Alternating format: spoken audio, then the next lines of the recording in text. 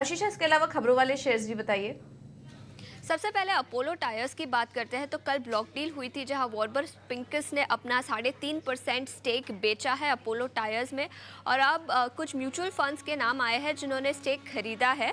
तो Edelweiss mutual fund, Mirae Asset, ICICI prudential कुछ buyers थे जो ब्लॉक डील हुई थी कल के ट्रेडिंग सेशन में।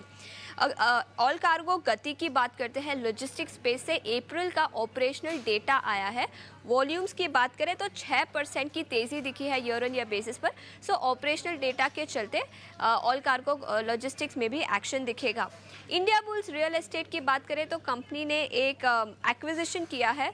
करीब 1150 करोड़ के एंटरप्राइज वैल्यू पे ये एक्विजिशन किया गया है। मुंबई में रेजिडेंशियल प्रोजेक्ट का लैंड खरीदा है। तो इस एक्विजिशन के चलते इंडिया बुल्स रियल एस्टेट पर भी अपनी नज़र रखे।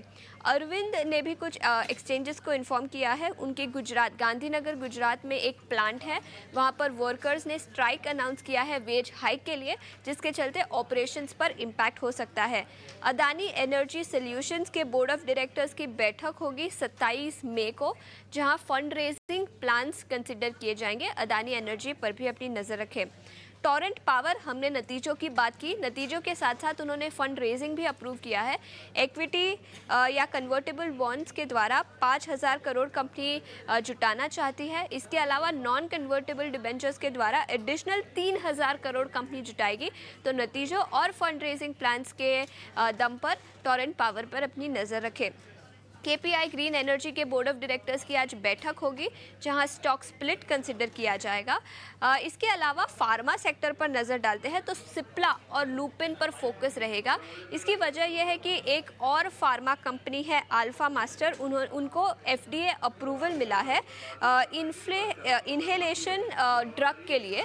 और सिप्ला और डॉक्टर रेड्डीज के लिए एक बड़ा रेवेन्यू जनरेटर है। तो किसी और कॉम्पिटिटर को अप्रूवल मिला है, जिसके चलते नेगेटिव न्यूज़ फ्लो सिप्ला और डॉक्टर रेड्डीज में भी एक्शन दिखाई देगा।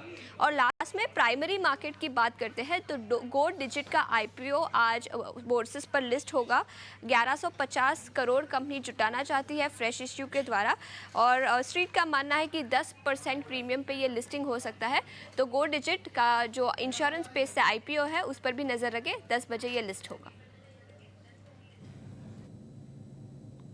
तो ये हैं ढेर सारी खबरें आज के लिए, इन पर आप नजर रखिए।